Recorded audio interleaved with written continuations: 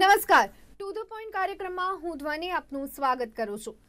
દર્શક મિત્રો, મુંબઈ માટે કહેવાય છે કે માયાનગરી છે, પરંતુ અત્યારે હાલ જે સ્થિતિ જોવા મળી રહી છે ત્યારે સત્તાની માયા અત્યારે હાલ જોવા મળી રહી છે અને જે ઘમાસાણ છેલ્લા 4 દિવસથી મહારાષ્ટ્રમાં જોવા મળી રહ્યું છે, હજી પણ રાજકીય વાતાવરણ તો ગરમાયેલું જોવા મળી રહ્યું છે। આપણે જોઈ રહ્યા છીએ કે સતત ક્યાંક ને ક્યાંક જે રાજકીય હલચલ છે એ ચાલુ જોવા મળી રહી છે અને દિવસે જે બળવાખોર ધારાસભ્યો છે, જે કહી શકાય કે શિંદે છે તે પોતાનો પાવર બતાડતા આપણને જોવા મળી રહ્યા છે, જ્યારે કે બીજી બાજુ ઉદ્ધવ ઠાકરે માનો કે ન માનો પરંતુ ક્યાંક તેમના પગ ઢીલા થતા અત્યારે હાલ જોવા મળી રહ્યા છે। અલ્ટિમેટમ આપી દેવામાં આવ્યું હતું, સમય પૂરો થઈ ગયો હોવાની વાત પણ અહીંયા સંજય રાઉત કરી રહ્યા છે, પરંતુ અહીંયા ક્યાંક જે સ્થિતિ જોવા મળી રહી છે એવી જોવા મળી રહી છે કે જે શિંદે અને તેમની સાથે જે ધારાસભ્યો છે તેમનો આત્મવિશ્વાસ ક્યાંક ને ક્યાંક સમયની સાથે વધતો આપણને જોવા મળી રહ્યો છે। પરંતુ હવે ચર્ચા માત્ર એ છે આગળના દિવસોમાં મહારાષ્ટ્રની સ્થિતિ શું જોવા મળશે, રાજકારણ હવે કેવું જોવા મળશે, સત્તાનું શું થશે, તે તમામ પર અત્યારે હાલ સૌ કોઈની નજર છે।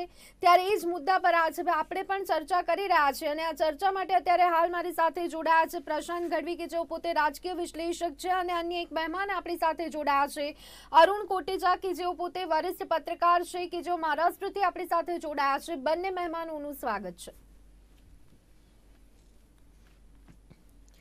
अरुण जी, सबसे पहले तो आपसे जानना चाहेंगी कि पिछले कुछ दिनों में जो स्थिति हमें महाराष्ट्र में देखने को मिल रही है, जो हम देख रहे हैं कि राजकीय रूप हमें देखने को मिल रहा है, किस तरह से आप इसको देख रहे हो?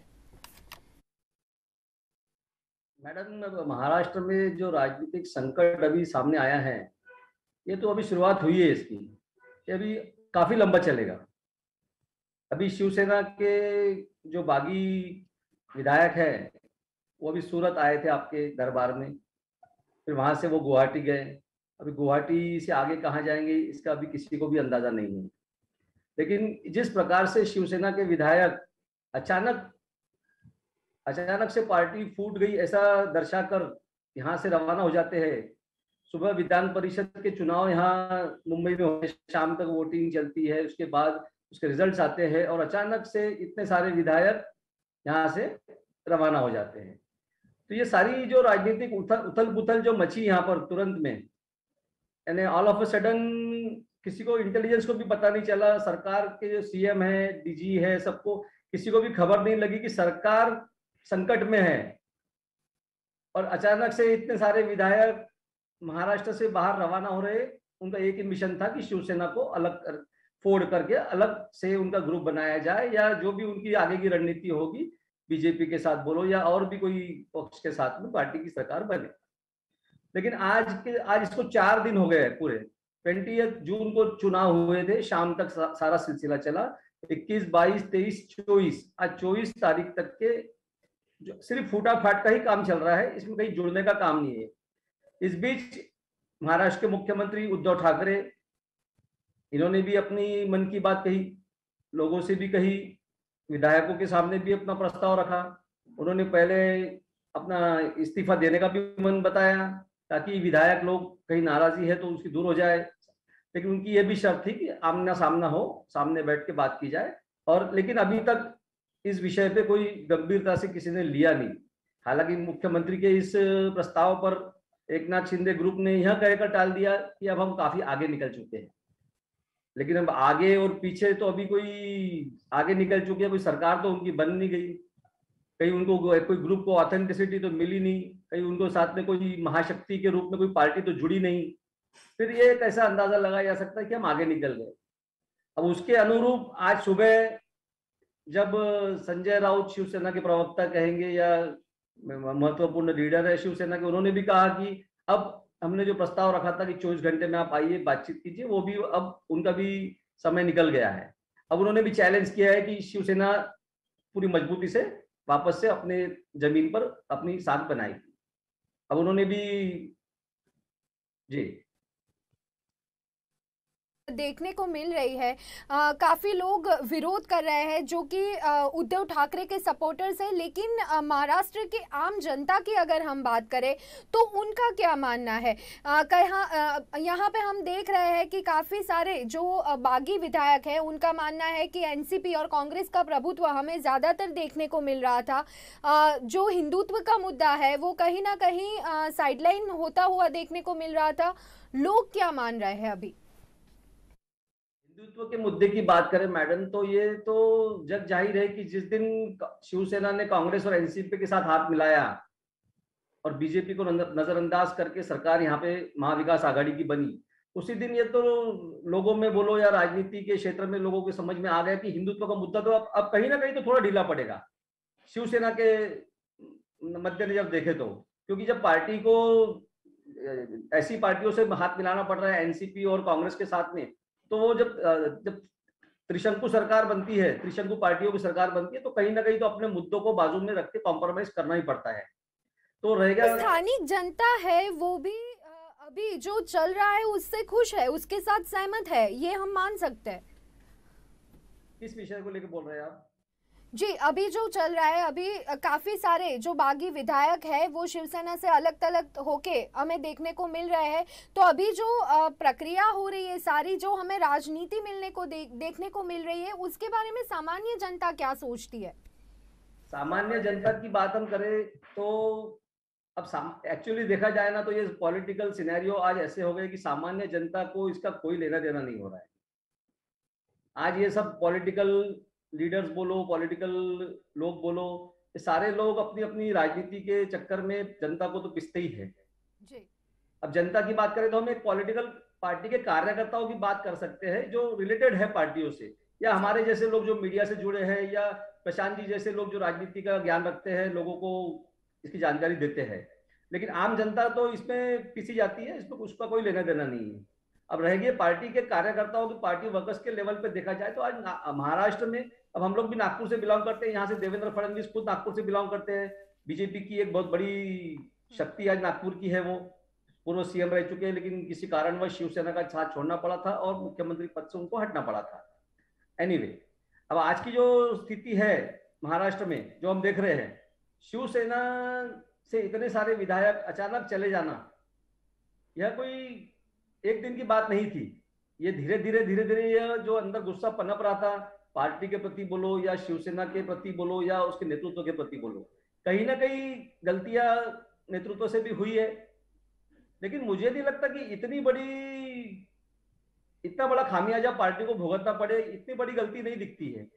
अब आज एकदम से पूरे 55 का आंकड़ा शिवसेना के विधायकों का है। अब उसमें से यदि 40 और 35 और जो भी आंकड़ा सामने आ रहा है 37, इतने सारे विधायक एक दिन में जाना और एक दिन में शिवसेना के वरिष्ठ मंत्री एकनाथ शिंदे ने उनको तोड़ना, ये भी पॉसिबल नहीं लगता है। कहीं ना कहीं इसके पीछे जो प्लानिंग है, जो ये रचा गया है, ये आज का नहीं है, ये काफी दिनों से चल रहा है। और आज स्थानीय जनता की बात करें तो शिवसेना के जो बागी विधायकों के लिए भी इतना आसान नहीं होगा कि शिवसेना को फोड़कर वो महाराष्ट्र में राजनीति करे। आज मुंबई की बात करें तो शिवसेना वहां पर आज भी मजबूत है। आज भी कोल्हापुर की बात की जाए तो वहां के विधायक जो वहां पहुंचे हैं, उनके विरोध में आज शिवसेना का बहुत बड़ा मोर्चा उनके घर पे गया।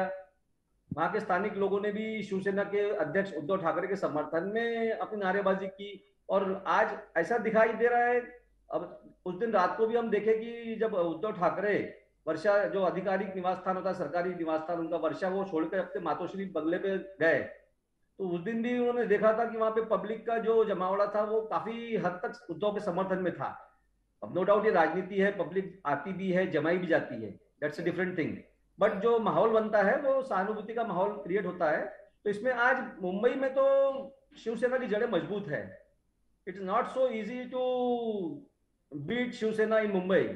जी जी तो बिल्कुल। शिवसेना के जब ये बाकी विधायक जब मुंबई आएंगे या फ्लोर टेस्ट के लिए जब वो असेंबली जाने के लिए मुंबई आएंगे, तो कहीं ना कहीं मुझे लगता है कि उसका भुगतान उनको ना करना पड़े, क्योंकि शिवसेना वैसे ही आक्रामक पार्टी है। शिवसेना मुंबई में पहले से ही दिखाई देती है बाला साहब के समय से, तो इतना आसान नहीं होगा।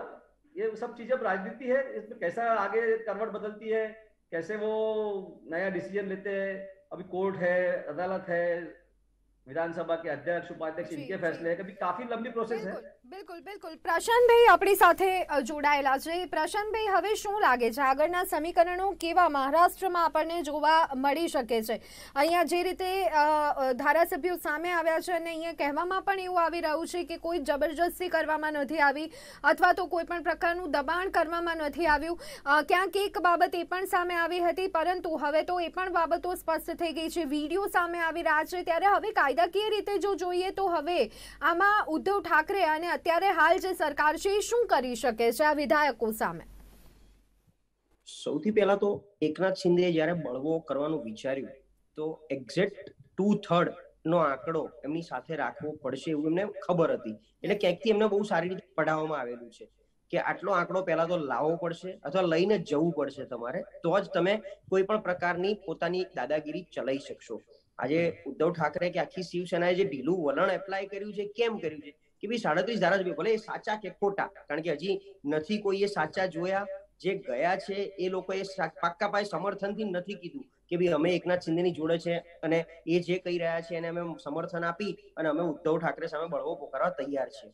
એટલે એક તો એ છે. બીજું 2-3 પ્રકારની અલગ અલગ ચિઠ્ઠીઓ ગઈ છે. ડેપ્યુટી સ્પીકર અત્યારે, કારણ કે સ્પીકર ત્યાં છે નહીં, તો ડેપ્યુટી સ્પીકરનો રોલ બહુ મહત્વનો છે. એમણે એવું કીધું કે મને ચિઠ્ઠી મળી છે પણ ચિઠ્ઠીમાં હજી સુધી નથી એમણે કોઈ અવિશ્વાસનો પ્રસ્તાવની દરખાસ્ત મૂકી નથી. એમણે વ્હીપ, હા એક લેટર આવ્યો છે કે ઓરિજિનલ શિવસેના મારી છે, હવે એકનાથ શિંદેની છે, અને આમને વ્હીપ તરીકે પેલા તરીકે દંડક તરીકે પેલું કરવા માટે એક પ્રસ્તાવ મૂક્યો છે.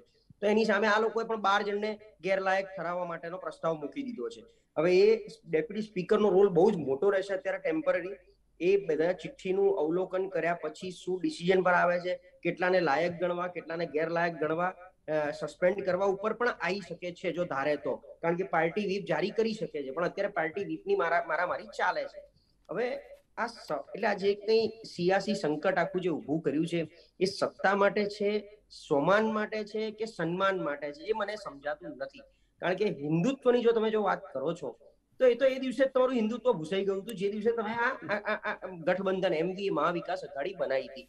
તો ત્યારે એકનાથ શિંદે ક્યાં હતા? એમને ખબર જ હતી કે જે એવી પાર્ટી સાથે હું જોડાઈ રહ્યો છું, અમે જોડાઈ રહ્યા છીએ, અને કેબિનેટ મંત્રી બી બેઠા. જો ત્યારે જ એમને મંજૂર નહોતું તો કહી દેવું હતું કે હું બહાર રહીશ, મારે કેબિનેટ મંત્રી નથી બનવું, ભલે મારો ટેકો. કારણ કે શિવસેના એક શિવ સૈનિક એકવાર શિવ સૈનિક બને છે બહુ ભાગ્યે જ છોડતો હોય છે, કારણ કે મુંબઈ માટે શિવસેના એક પર્યાય શબ્દ છે. અને બી એક ફોર્સફુલી ગણો કે મનથી ગણો, મુંબઈનો મહારાષ્ટ્રીયન શિવ સૈનિક બાય ડિફોલ્ટ થઈ જાય છે, કારણ કે મરાઠી માણસ અને મરાઠી માણસની ચિંતા કરતો પક્ષ છે. એટલે ઓવરઓલ ઘટનાક્રમ. હવે એક વાત એવી પણ આવે છે કે હિન્દુત્વ જે ભૂસાતું જતું હતું એ પાછું કેવી રીતે લાવવું, એના માટે આવું કંઈક ડ્રામા કરવો જરૂરી છે, હાઈ વોલ્ટેજ ડ્રામા. એટલે એક વાત એવી પણ આવી છે કે ક્યાંક અંદર ખાને પણ જે રીતે કાયદાકીય લેવલ પર આવ્યું છે, મને નથી લાગતું કે ઉદ્ધવ ઠાકરેની મરજીથી આ બધું થઈ રહ્યું હોય. એટલે એમણે તો 2-3 વાર જે કીધું હું મુખ્યમંત્રી પદ છોડવા તૈયાર છું, તો એકનાથ શિંદેને શું જોઈએ છે હજી સુધી એમણે ખોલીને નથી કીધું. એમણે આપણે જે 37 વિધાયકોને આપણે સંબોધતા જોયા કે એક મોટી પાર્ટી આવું કેવડાવ્યું છે જે પાકિસ્તાનમાં ડંકો વગાડ્યો, એ બહુ બધું કહી જાય છે ડબલ ઇન્વર્ટેડ કોમામાં. તો એમને શું જોઈએ છે? એટલે એમને પોતાને મુખ્યમંત્રી પદ જોઈએ છે, એમને શિવસેના ચલાવી છે, કારણ કે સરકાર તો તૂટી જશે, સરકાર ચલો કાલ પાડી દેશે, પછી શું? ભાજપ જોડે ગઠબંધન કર્યા પછી પોતે શું કરવા માંગે છે? એટલે એમને ડેપ્યુટી સીએમ બનવું છે, એટલે એમને સત્તામાં રસ છે કે સાચા અર્થમાં હિન્દુત્વની સેના ચલાવી અને બહાર રહેવું છે? આ જ્યાં સુધી એ ફોડ ના પાડે, મગનું નામ મરી ના બોલે, ત્યાં સુધી આપણે બધાએ માત્ર આવી રીતે વાતો કરવી પડશે. કારણ કે આ સંકટ ટળે એવું છે નહીં. હવે તો આ લડાઈ જો લાંબી ચાલશે, કારણ કે સૌથી પહેલા તો આ લોકો મહારાષ્ટ્રમાં કેમના ઘૂસશે, કેવી રીતે આવશે, આયા પછી ચર્ચા કરશે કે નહીં કરે, કે સીધા ફ્લોર ટેસ્ટમાં જ બધાને લાવવાના છે. અને એકનાથ શિંદે અત્યારે બપોરે કદાચ ગુવાહાટીથી મુંબઈ આવવાના હતા એવા સમાચાર છે, પણ નથી આયા હજી સુધી. આવવાના છે કે નહીં એ પણ ખબર નથી. અને એ નહીં પહોંચે એ પહેલા ગુવાહાટીથી ગોવા આ લોકોને શિફ્ટ કરવાના છે, નજીક મહારાષ્ટ્રની નજીક લાવવાના કંઈક એંધાણ વર્તાઈ રહ્યા છે. તો આ બધી લડાઈ શેના માટે છે હજી સુધી? જો ખજુરાહો જયારે થયું ત્યારે સ્પષ્ટ હતું કે મુખ્યમંત્રી બનવું છે, તો એકનાથ શિંદેને મુખ્યમંત્રી બનવું છે, હિન્દુત્વની વિચારધારાને ટકી રહેવું છે, તો એ આમાંથી પણ બહાર નીકળી શકે છે અને ભાજપમાં જોડાઈ જાય. અને ભાજપમાં આખો એક પક્ષ પોતાનો રચે થઈ ગયો છે, ડાયરેક્ટ ત્યાંથી રાજ્યપાલને કે સ્પીકરને મોકલી દે સમર્થન, અને અહીંયા અમે અમારી જોડે આટલા ધારાસભ્યનું સમર્થન છે, ભાજપ હિન્દુત્વની પાર્ટી છે, એક લેટર મોકલી દે એટલે તરત કાલ સવારમાં એમનું કામ પૂરું થઈ જશે.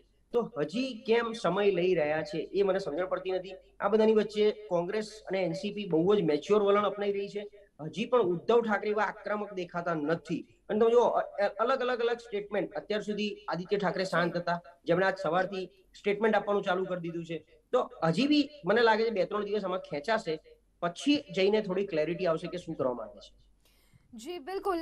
પ્રશાંતભાઈ, અહીંયા કદાચ વાત કરીએ તો અઘાડી સરકારના અન્ય જે પાર્ટનર્સ છે, તો શું લાગે છે કે એમાં પણ અહીંયા સંપ જોવા મળી રહ્યો છે? જો એનસીપી અને કોંગ્રેસ છેલ્લે તો એક સિક્કાની બે બાજુ છે, અને મહાવિકાસ અઘાડીમાં કોંગ્રેસને તો બગાસું ખાતા પતાસું મળ્યું હતું. હવે જો રહ્યો સવાલ હિન્દુત્વનો, તો એક વાત આપણે પણ સ્વીકારવી પડે કે 2014 થી 2019 દેવેન્દ્ર ફડણવીસની સરકાર ચાલી હતી, જે ભાજપની સરકાર હતી. એમાં એનડીએ ગઠબંધનમાં શિવસેના હતું, તો શિવસેનામાંથી પણ મંત્રી એકનાથ શિંદેને જ બનાવ્યા હતા. બીજા બી ઘણા બધા એમાં મંત્રીઓ હતા. એટલે એ હિન્દુત્વ અથવા એ એનડીએને જનાદેશ મળ્યો હતો. અને 150 ધારાસભ્ય એટલે ઉમેદવારોને ભાજપે ચૂંટણી લડાઈ હતી, બાકીના શિવસેનામાંથી. તો 150 માંથી 105 ભાજપના ચૂંટાઈને આવ્યા છે. એટલે કે 70% એના સદસ્યો ચૂંટાઈને આવ્યા છે. એ મતલબ બહુ ક્લિયર છે કે મહારાષ્ટ્રની જનતાને ક્યાંક હિન્દુત્વનો મુદ્દો અડી ગયો હતો, અને પ્લસ ભાજપનો વિકાસ. એટલે એ લોકો ઈચ્છતા હતા કે ફરીથી અહીંયા ભાજપની સરકાર બેસે, અને જનાદેશ એ દિશામાં મળ્યો. ઉદ્ધવ ઠાકરે અને અમિત શાહ વચ્ચે કઈ ચર્ચા, કે જે ચર્ચાના હિસાબે આખું વિચારધારાની લડાઈ ચાલુ થઈ ગઈ, ગઠબંધન તૂટી ગયું, એમને આવી રીતે અલગ વિચારધારાની સરકાર માણસો સાથે સરકાર બનાવી પડી ઉદ્ધવ ઠાકરેને. એ ત્યાંથી આ મોટો કેચ ચાલુ થાય છે કે ખરેખર ઉદ્ધવ ઠાકરેને શું જોઈતું હતું અને મહારાષ્ટ્રની જનતાને શું જોઈતું હતું. કારણ કે એ લોકો તો ઈચ્છતા જ નહોતા કે કોંગ્રેસની સરકાર આવે, નહીતર તો કોંગ્રેસ બહુમત જ મળી ગયું હોત. કારણ કે એનસીપી અને કોંગ્રેસ કાઇન્ડ ઓફ એકબીજાનું ગઠબંધન જ છે, બંને એક જ પાર્ટી કહી શકાય. તો બી પ્રજાએ આ બંનેને નહીં જાકારો આપી અને આખો ભાજપના ખેમામાં 105 સીટ આપેલી છે. તો ઉદ્ધવ ઠાકરે અને અમિત શાહ વચ્ચેની બગડેલી વાત એના હિસાબે આખું સ્વરૂપ પકડાયું. તો ઉદ્ધવ ઠાકરે જ્યારે મહાવિકાસ અઘાડી બનાવી ત્યારે ખબર જ હતી કે હું હિન્દુત્વથી વિમુખ થઈ રહ્યો છું. આ લોકો જોડે બેસી અને બાલા સાહેબ ઠાકરેના વિચારધારાને પણ એક રિવર્સ ગેર નાખી રહ્યો છું, અલગ જ દિશામાં અમે જઈ રહ્યા છે. આના ગમે તેવા પડઘા પડી શકે છે આગળ જતા. તેમ છતાં શિવસેનાની આખી મહારાષ્ટ્રની જનતા એમને સ્વીકાર્યા. આજે જે હમણાં આપણી સાથે વાત કરતા હતા ભાઈ કે શિવસેના આક્રમક છે, મુંબઈમાં તો એ જ જોઈએ. આટલું બધું થયું તો બી હજી મહારાષ્ટ્ર ભડકે નથી બળ્યું. નહીતર એક સાથે 37 ધારાસભ્યો શિવસેનાના જો જતા રહે તો એ લોકોના ઘરની બહાર, જેમ આજે કીધું કે ભાઈ કોલ્હાપુરમાં ક્યાંક ચાલુ થયું છે, અત્યાર સુધી ઉપરથી મને ચોક્કસ યાદ છે કે જે દિવસે આ લોકોએ ગુટબંધી ચાલુ કરી ત્યાં એમના ઘર ઉપર સિક્યુરિટી વધારી દીધી હતી કે જેથી બીજું કોઈ હંગામો ના થાય, એમને પાછું આવવું હોય કે ચર્ચા વિચારણા કરવી હોય તો સૌહાર્દ ભર્યું વાતાવરણ જળવાઈ રહે, એ બધું રાખવા માટે એમને સિક્યુરિટી વધારે આપી દીધી છે. તો હજી સુધી મહારાષ્ટ્રમાં એક કાંકરી ચાળો થયો નથી. આ ક્લિયર કટ બતાવે છે કે ત્યાંની જનતા બી ક્યાંક ને ક્યાંક શિવસેનાના ઓરામાં છે. હજી પણ એમને શિવसेना ने આગળ સરકારમાં બેસતી જોવા માંગે છે. जी बिल्कुल बिल्कुल। अरुण जी, आपसे जानना चाहेंगे, शिंदे को मुख्यमंत्री बनना है या फिर डेप्यूटी सीएम बनना है, वो आगे के दिनों में लगभग हमें तय होता हुआ देखने को मिलेगा। लेकिन अभी जो उद्धव ठाकरे के प्रयत्न हमें देखने को मिल रहे हैं वो सरकार बचाने के लिए होंगे या फिर पार्टी बचाने के लिए होंगे? जी, अब एकनाथ शिंदे तो क्या बनेंगे? आवाज आ रही है? हाँ जी, आपकी आवाज आ रही है। हाँ, अब एकनाथ शिंदे जी का आगे राजनीतिक भविष्य क्या होगा, कैसा होगा, ये तो समय बताएगा। लेकिन आज उद्धव ठाकरे जी जो प्रयास कर रहे हैं वो उनको पार्टी बचाने का प्रयास करना है जी। नो डाउट कि आज सरकार संकट में है, वो भी समझ रहे हैं कि सरकार पे संकट आया है, और जो मांग उनके जो विधायकों ने की है, जो बागी विधायकों ने की कि उनके साथ, उनको बीजेपी के साथ जाकर सरकार बनानी चाहिए ताकि हिंदुत्व का मुद्दा उनका ज्वलंत रहे हमेशा। लेकिन आज जो उद्धव ठाकरे जी भी जो कह रहे हैं 2 दिन से कि मुझे कांग्रेस ने और एनसीपी ने जो साथ दिया, वो उसको भी मैं नजरअंदाज नहीं कर सकता, क्योंकि उस समय पे भी जब बीजेपी और शिवसेना की जो नोकझोंक हुई थी वो मुख्यमंत्री पद को लेकर हुई थी। बीजेपी के 106 एमएलए होने के बावजूद भी बीजेपी को मुख्यमंत्री पद देने में शिवसेना कतरा रही थी। जो भी उनकी राजनीतिक डील पहले हुई होगी, बातचीत हुई होगी, बंद कमरे में हुई होगी, जो भी हुई होगी, लेकिन उस समय पे शिवसेना के 54 एमएलए को लेकर एनसीपी और कांग्रेस ने भी उनको साथ दिया और महाविकास आघाड़ी की सरकार बनी। लेकिन आज जो संकट आए हैं वो सरकार पे तो आए हैं निश्चित रूप से, लेकिन उससे पहले सरकार तो आएगी जाएगी, सत्ता आएगी जाएगी, लेकिन पार्टी को तो जिंदा रखना है। उद्धव ठाकरे को सबसे पहले अपने प्रयास जो है वो पार्टी को जिंदा रखने के लिए ही करने पड़ेंगे। ठीक है, आज विधायक लोग बागी हुए हैं, लेकिन पार्टी तो जिंदा कर सकते हैं वापस, वो पार्टी में जान फूंक सकते हैं, और वो जान फूंकने के लिए ही सारे प्रयास कर रहे हैं ताकि शिवसेना का नाम जो है वो अमर रहे वहां पे। जी बिल्कुल। अरुण जी, आज हमने एक निवेदन भी सुना शिवसेना की ओर से। उन्होंने कहा कि जो सूखे पत्ते हैं जाने दो, फिर हरे पत्ते आएंगे। और यहाँ पे बातचीत ऐसी भी हो रही है कि पूरी कैडर से वो फिर से शुरू करेंगे। युवा शिवसेना है उसको भी साथ में लाने का प्रयास है, उनका मन जानने का प्रयास है। लेकिन प्रैक्टिकली अगर हम देखें तो क्या ये सही होगा या फिर इतना सरल भी होगा क्या? शिवसेना की दृष्टि से हम देखेंगे तो ये बहुत अच्छा मौका शिवसेना के हाथ वापस लगा है। अभी लोग 2-3 दिन से ये ट्रोलर्स बोलो या नेट पे बोलो ये भी ट्रोल कर रहे थे कि ये पूरा प्लान, एग्जिट प्लान शिवसेना का ही है। पर ठीक है, शिवसेना का एग्जिट प्लान होता तो इतना बड़ा बखेड़ा नहीं होता, इतने लोग वहां नहीं जाते आते, और शिवसेना ऐसा गेम नहीं क्यों खेलेगी। ठीक है, वो एक पार्ट लोग सोच सकते हैं, लेकिन आज शिवसेना को वापस से अपनी जमीन तैयार करने के लिए, जो सत्ता के बाहर से जमीन तैयार होती है वो अलग होती है। सरकार में रह के पार्टी की मजबूती को थोड़ी सी गति कम मिलती है, क्योंकि पार्टी सत्ता में रहती है तो उसको जो एक प्लेटफॉर्म मिलना चाहिए, उसको जो समय दिया जाना चाहिए, जो लोगों से मिलना जुलना होता है वो नहीं हो पाता। लेकिन पार्टी यदि सत्ता से बेदखल होने के बाद में यदि पार्टी वापस से मजबूती के लिए जाती है तो उसको जान फूंकने के लिए समय दिया जाता है। हर आदमी अपने लेवल से, हर कार्यकर्ता, हर पदाधिकारी, हर नेता, हर मिनिस्टर, या मिनिस्टर तो बाद में रहेगा, लेकिन उसको आज जान फूंकने के लिए एक समय मिला है। आज बागी होने के बावजूद भी शिवसेना के इतने लोग बाहर चले गए, लेकिन आज भी मुंबई में देखो या अन्य क्षेत्रों में महाराष्ट्र के देखने में आ रहा है कि शिवसेना आज रास्ते पे उतर गई है। और रास्ते पे उतरने के बाद में जब कार्यकर्ताओं में जो जुनून आता है वो एक अलग जुनून होता है, वो एक पार्टी में जान फूंकने के लिए काफी मददगार साबित होता है। इसलिए आज शिवसेना के लिए काफी अच्छा समय है कि वापस से अपनी पार्टी मजबूत कर सकती है। और नो डाउट उद्धव जी बोलो, आदित्य जी बोलो, या इनकी जो शिवसेना की जो अभी मौजूदा टीम उद्धव जी के साथ में फेवरेबल है, वो यदि वापस से उसमें जान डालने की कोशिश करेगी तो मुझे नहीं लगता कि शिवसेना को उभरने में वापस ज्यादा वक्त लगेगा।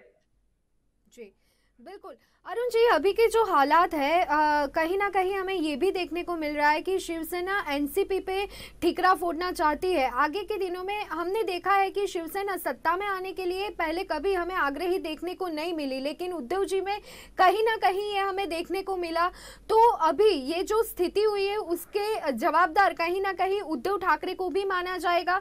तो इस हिसाब से चर्चाएं अभी क्या देखने को मिल रही है? शिवसेना में सत्ता पे आने की लालसा तो पहले नहीं रही। बाला साहब के वक्त तो वो किंग मेकर बन के ही रहे। काफी वर्षों तक के उद्धव ठाकरे ने भी किंग मेकर की भूमिका निभाई, और उसी में वो लोग अपना समय देते थे और वो पर्दे के पीछे से ही पूरा खेल खेलते थे।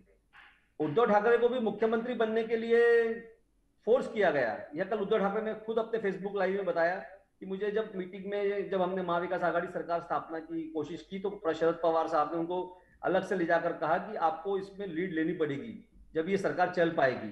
अब उस समय जब महाविकास आघाड़ी की सरकार की जो स्थापना हो रही थी उस वक्त काफी स्थितियां ऐसी थी कि उद्धव ठाकरे को भी इसमें आगे आना पड़ा, और मुख्यमंत्री पद जैसे वो कभी नहीं इच्छुक थे। उन्होंने कभी कॉर्पोरेशन का चुनाव भी नहीं लड़ा, उन्होंने कोई भी चुनाव नहीं लड़ा, ना उनके परिवार के सदस्य ने कोई चुनाव लड़ा था। लेकिन उस वक्त उनको वो शरद पवार के कहने पे हामी भरनी पड़ी और उन्होंने मुख्यमंत्री का पद संभाला। जी। अब रह गया एनसीपी पर ठिकरा फोड़ने की बात थी, तो ये थोड़ी बात लोगों के सामने आई भी थी कि राज्यसभा का जो चुनाव भी गत दिनों हुआ 8-10 दिन पहले, इसमें जो शिवसेना का एक कैंडिडेट था जिसपे दूसरे पार्टियों के वोट्स उनको जरूरी थे, एनसीपी और कांग्रेस के, तो उसमें ये देखा गया कि शरद पवार यदि चाहते तो वो उस उम्मीदवार को जिता सकते थे। बिल्कुल। लेकिन कहीं ना कहीं शरद पवार पे भी ये छींटे उड़े कि उन्होंने शिवसेना के कैंडिडेट की मदद न करते हुए और किसी अन्य पार्टी की मदद की, जिससे उनका कैंडिडेट चुनकर आ गया। अब ये राजनीति है, सबके गेम अलग अलग होते हैं, सब अपने अपने तरीके से, सब अपने अपने फायदे नुकसान के लिए खेल खेलते हैं। जी बिल्कुल अरुण जी, लेकिन यहाँ पे तो उद्धव हमें तारीफ करते हुए देखने को मिले कांग्रेस एनसीपी की, लेकिन साथ में कांग्रेस और एनसीपी का सोचना क्या है वो जानना भी उतना जरूरी है, क्योंकि सत्ता में टिके रहेंगे तो फिर बात अलग है, वरना तो फिर किसी का यहाँ पे फायदा नहीं है। तो ये बात भी डेफिनेटली कांग्रेस और एनसीपी सोच रही होगी। 100% कांग्रेस और एनसीपी सोच रही है कि सत्ता किसी भी तरह से बनी रहे, महाराष्ट्र में महाविकास आघाड़ी की सरकार कायम रहे, क्योंकि दोनों की जरूरत है। आज एनसीपी का वजूद देखा जाए तो महाराष्ट्र में ही मैक्सिमम है। कांग्रेस तो ठीक है, नेशनल पार्टी है, लेकिन कांग्रेस की भी जो साख ऊपर से नीचे तक गिरते आ रही है, वो किसी कारणवश उन एनसीपी को और कांग्रेस को यहाँ सत्ता हासिल हुई शिवसेना के साथ में। बीजेपी को दूर करने में शिवसेना ने उनकी मदद की और तीनों दलों ने सरकार बनाई। इसीलिए एनसीपी और शिवसेना को भी जरूरी है कि सरकार स्थापना के लिए उनके पास दूसरा कोई ऑप्शन है नहीं, इसलिए उनको उद्धव ठाकरे का ही समर्थन करना पड़ेगा। उनको ये कहना ही होगा हर बार कि हम उद्धव के साथ है। कहीं उद्धव ठाकरे का मन न पलट जाए और उद्धव ठाकरे एक्चुअली 4-5 दिन पहले ही उद्धव ठाकरे ने एनसीपी की जो वोटिंग इनके अगेंस्ट में हुई थी राज्यसभा में, तो उसी दिन उनको वो अंदाजा आ गया था कि एनसीपी ने उनको कहीं ना कहीं धोखा दिया है। तो उसी दिन उन्होंने ये शब्द अपने मुंह से निकाले थे कि अब आज से अपना अपना देखिए। जी बिल्कुल, और फिर से अपना देखिए, मतलब तो हम देख रहे हैं कि पूरा सिलसिला क्या देखने को मिल रहा है। પ્રશાંત ભાઈ, ખાસ કરી અને અત્યારની સ્થિતિની જો વાત કરવામાં આવે, છેલ્લા 4 દિવસથી જે આખી રણનીતિ જોવા મળી રહી છે, ખૂબ જ મજબૂત અહીંયા ક્યાંક રણનીતિ જોવા મળી રહી છે। પહેલા સુરત લાવવામાં આવે છે, ત્યાર પછી ગુવાહાટી લઈ જવામાં આવે છે ધારાસભ્યોને, જે ડિસ્ટન્સ વધારે છે, જલ્દીથી સંપર્ક ન થઈ શકે એવી એક આખી રણનીતિ અહીંયા જોવા મળી રહી છે। આને આપ કેવી રીતના જોઈ રહ્યા છો? જો એટલે મહારાષ્ટ્રની રિજનલ પાર્ટી છે શિવસેના, એટલે રિજનલ પાર્ટીમાં જે કાર્યકર્તાઓનો જુસ્સો, જોમ અને આક્રોશ જે હોય ને એ બીજી કોઈ પાર્ટીમાં ન હોય। અને હું પહેલા દિવસથી કહું છું કે આ તો ગુજરાત સંસ્કૃતિ સભર પ્રદેશ છે કે અહીંયા ધારાસભ્યો એમની પાર્ટી ઓફિસથી નીકળીને સીધા રાજીનામું આપવા જાય છે અને પછી ખુલ્લેઆમ છડે ચોક સારી રીતે ફરી શકે છે, અથવા તો એ લોકો રાજ્યસભામાં બી ક્રોસ વોટિંગ સારી રીતે કરી શકે છે। પણ રિજનલ પાર્ટી અને અમુક પ્રદેશમાં આ વસ્તુ શક્ય નથી, એટલે એ લોકો બીવે જ છે। મહારાષ્ટ્રની બોર્ડરમાં હજી પણ હું માની લો હજી બીજા 4-5 દિવસે નહીં આવી શકે, કારણ કે જ્યાં સુધી એમને પાક્કા પાય, નહીતર પછી એમની આખી કારકિર્દી પૂરી થઈ જશે। હવે પછી નેક્સ્ટ શું, આ ટર્મ પૂરતા કદાચ રહેશે અને પછી સાવ એટલે રાજકારણમાંથી જ ખોવાઈ જશે। એ બધાને ખબર છે કે જો આનો કન્ક્લુઝન સારી દિશામાં નહીં આવે, કોઈ એવી સૌહાર્દપૂર્ણ વાતાવરણથી આનું કન્ક્લુઝન નહીં આવે, તો આગામી સમયમાં બધાને આની અસર કરશે। કોઈકને વ્યક્તિગત, કોઈકને પાર્ટી રીતે, કોઈકને રાજકીય રીતે, બધી જ રીતે અસર કરવાની જ છે આને। એટલે તો એ લોકો ફૂંકીને ચાલી રહ્યા છે। એની સાથે ભાજપ પણ ફૂંકીને ચાલે છે કે ગઈ વખતે જે ભવાડો થયો અને અડધી રાતે જે શપથવિધિ કરવા પડ્યા, આ વખતે કરવા છે તો માનભેર કરવા છે, સારી રીતે કરવા છે। અને એટલા માટે જ્યાં સુધી પાક્કા પાયે આંકડો નહીં આવે, સમર્થન નહીં આવે, ત્યાં સુધી આપણે કોઈ એક્શન લેવી નથી, ચર્ચા વિચારણા ચાલુ રાખીએ। એ દિશામાં અત્યારે બધા આગળ વધી રહ્યા છે। જી બિલકુલ, તો દર્શક મિત્રો, મહારાષ્ટ્રનું રાજકારણ દિવસે ને દિવસે ગુંચવાતું આપણને જોવા મળે છે। આખું જે કોકડું છે વધુ ને વધુ ગુંચવાઈ રહ્યું છે અત્યારે હાલ, તેની પર જ આપણે ચર્ચા કરી રહ્યા હતા। બંને જે મહેમાનો અમારી સાથે જોડાયા હતા એમનો ખૂબ ખૂબ આભાર। તો દર્શક મિત્રો, ટુ ધ પોઈન્ટ કાર્યક્રમમાં અત્યારે બસ આટલું, રજા આપશો। નમસ્કાર। Thank you so much.